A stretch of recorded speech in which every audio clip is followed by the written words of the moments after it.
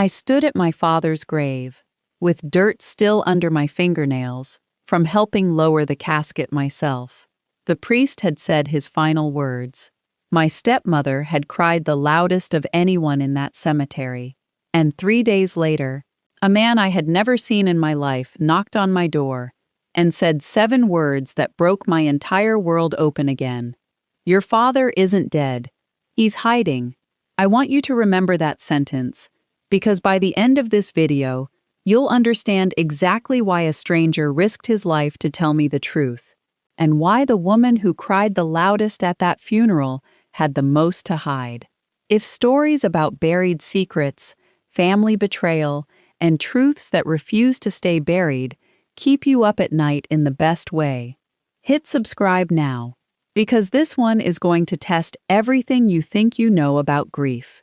My name is Claire Whitfield, and 6 weeks ago, I buried my father, Daniel Whitfield, in a private ceremony arranged entirely by his wife of 4 years, my stepmother, Renata. I want to be clear about something before I go further.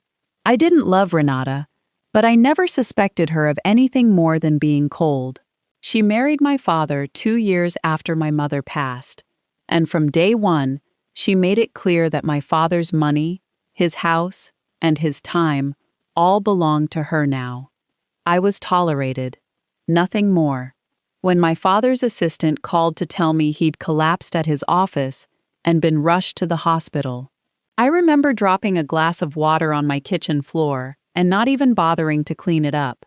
By the time I got to the hospital, Renata was already there, sitting outside the ICU with mascara perfectly intact, dabbing at dry eyes with a tissue that never touched moisture. The doctor told us it was a massive cardiac event. No family present at the time of collapse, except Renata, who said she'd just stepped out for coffee. He was pronounced dead 40 minutes later. The funeral happened 4 days after that. Fast, closed casket. Cremation urn already ordered before the service even started. Renata said it was what he always wanted. I didn't remember my father ever discussing cremation in his life, but grief makes you doubt your own memory, so I let it go. I signed the paperwork, I gave the eulogy, I watched them close the casket lid, and I told myself that was the last time I would ever see my father's face. I was wrong. 3 days after the funeral, a man named Victor Reyes showed up at my apartment door at 9 p.m. He looked like he hadn't slept in days, unshaven, nervous, glancing over his shoulder like someone might be watching him. He said he used to work as a private accountant for my father's company, hired quietly, off the books, 6 months before the death. He said he'd been fired without explanation 2 weeks before the funeral, and that on the night my father supposedly died, he'd received a text message from my father's personal number. The message was sent an hour after the hospital had already declared him dead, because my father had planned it that way, timing the message for a moment when no one would think to check whose hands were really on that phone. The message read, "Don't trust R. Getting out will explain." I told him that was insane. My father was gone. I had seen the casket. I had spoken to the doctor myself. Victor pulled out his phone and showed me the message, timestamp and all. My hands were shaking so hard, I nearly dropped my own phone photographing the screen.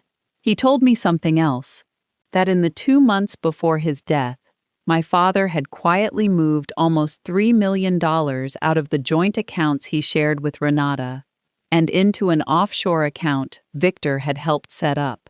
Victor said my father had told him he was scared of his own wife, scared that if he tried to leave her the normal way, divorce, lawyers, a fight over the house, he wouldn't survive long enough to sign the papers.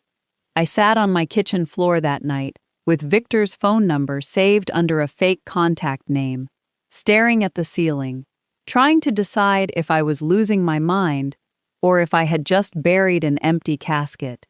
I decided there was only one way to know for sure. I was going to find out what was really in that urn Renata kept on the mantel, the one she wouldn't let me touch. Not even to say goodbye.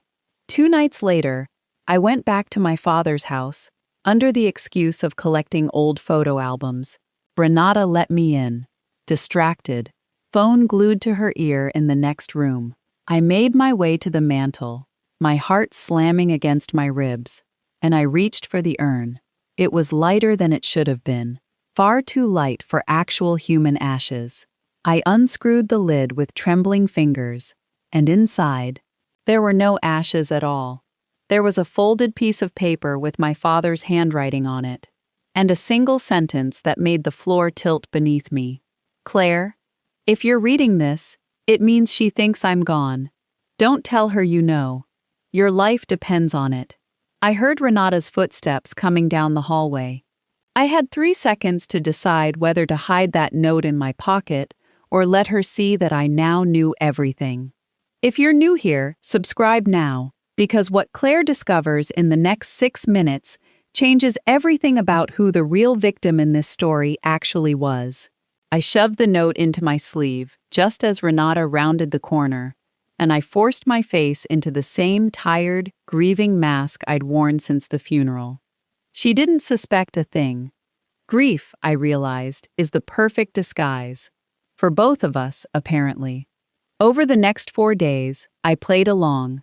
I called her sweetly. I asked her how she was holding up. I let her believe I was still the broken stepdaughter, who trusted her completely. And quietly, I fed everything to Victor.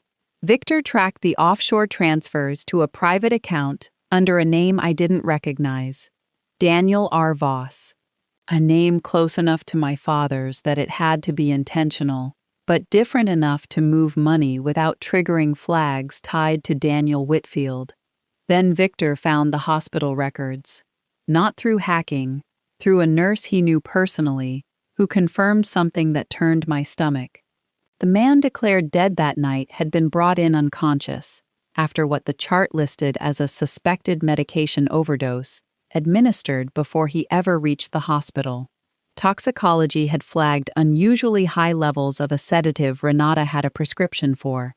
My father hadn't had a heart attack. He'd been drugged, nearly killed, and used that terrifying narrow window between unconsciousness and death to fake his own passing. With help from someone inside that hospital, someone he'd paid to switch records, delay identification, and let a story spread that was never true. He hadn't just been running from a bad marriage. He'd been running from a woman who had already tried to kill him once, and he knew she would try again the moment she felt she'd been cheated out of what she came for. I finally understood the note. Your life depends on it. Wasn't dramatic. It was literal. If Renata realized her husband was alive, and that I knew it, I would become a loose end standing between her and every dollar she believed she'd already inherited. So a week later, when Renata invited me to go through his study together, I said yes with a smile. And I brought Victor's recorder hidden in my coat pocket, and 2 detectives waiting in an unmarked car outside. Inside that study, Renata finally let her mask slip. She admitted, quietly, almost proudly, that she'd grown tired of waiting for an old man to die naturally. She admitted she'd paid someone at the hospital. She admitted she thought she'd gotten away with it completely, until she noticed the urn had been moved 2 inches from where she always kept it. She was still mid-sentence, still explaining exactly how she'd planned to inherit everything and quietly disappear herself once the money cleared. When the study door opened, my father walked in. Alive, thinner, older around the eyes, but alive, and he had been listening from the hallway the entire time, brought there by Victor and the detectives the moment Renata started talking. Renata didn't scream. She didn't cry. She just looked at him, then at me, and said one word, "How?" My father's answer was simple, because my daughter never stopped looking for the truth, even after you buried it. Renata was arrested that same night, on charges of attempted murder and fraud. My father spent the next several months slowly stepping back into a life everyone believed he'd lost, including me. We're rebuilding what a father-daughter relationship looks like after something like this, one careful conversation at a time. I think about that urn sometimes, how light it was, how close I came to walking away and never lifting that lid. If Victor hadn't knocked on my door that night, if I hadn't trusted a stranger's warning over my own grief, my father would truly be gone by now, and I would have spent the rest of my life mourning a man who was simply waiting for someone brave enough to find him. If this story kept you holding your breath, you already know what to do. Subscribe, and tell me in the comments, would you have opened that urn? Because I'm not sure I'll ever forget what it felt like to find out the truth was lighter than the lie. I'll see you in the next one.